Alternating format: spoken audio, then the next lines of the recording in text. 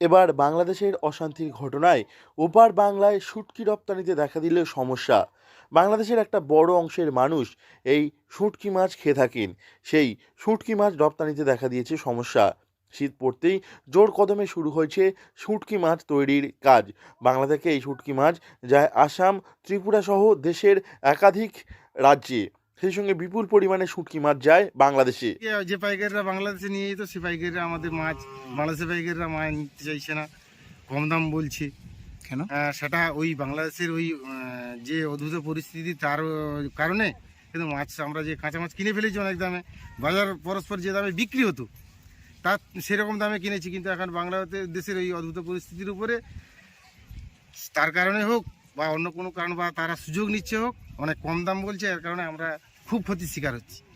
তো বাংলাদেশে শুটকির ভালো চাহিদা রয়েছে, তবে এবছর বড় পাইকারি ব্যবসায়ীরা যারা বাংলাদেশে মাছ রপ্তানি করেন তারা মাছ নিতে চাইছেন না।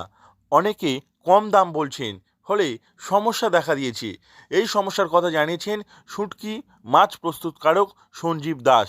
বছরের এই কয়েকটা মাস এই শুটকি প্রস্তুত করা হয়, সেখানে দাম কম পেলে মৎস্যজীবীরা ক্ষতির মুখে পড়তে পারে বলে জানিয়েছে অপর এক মৎস্যজীবী অমিয় দাস।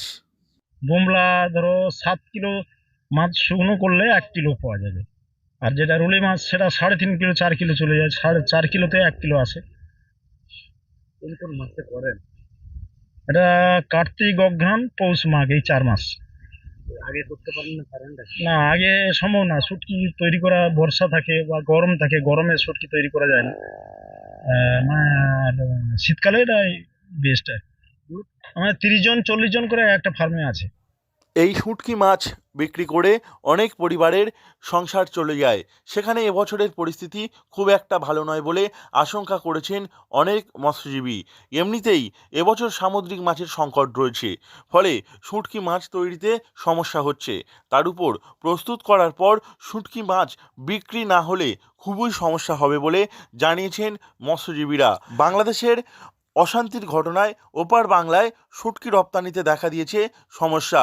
বাংলাদেশের একটা বড় অংশের মানুষ এই শুটকি মাছ খেয়ে থাকেন, তবে এবছর যে পরিস্থিতি রয়েছে সেই পরিস্থিতিতে বাংলাদেশে শুটকি মাছ রপ্তানিতে প্রভাব পড়ছে বলে জানিয়েছেন এপার বাংলার মৎস্যজীবীরা। দক্ষিণ চব্বিশ পরগনা থেকে নবাব মল্লিকের রিপোর্ট, লোকাল 18 বাংলা।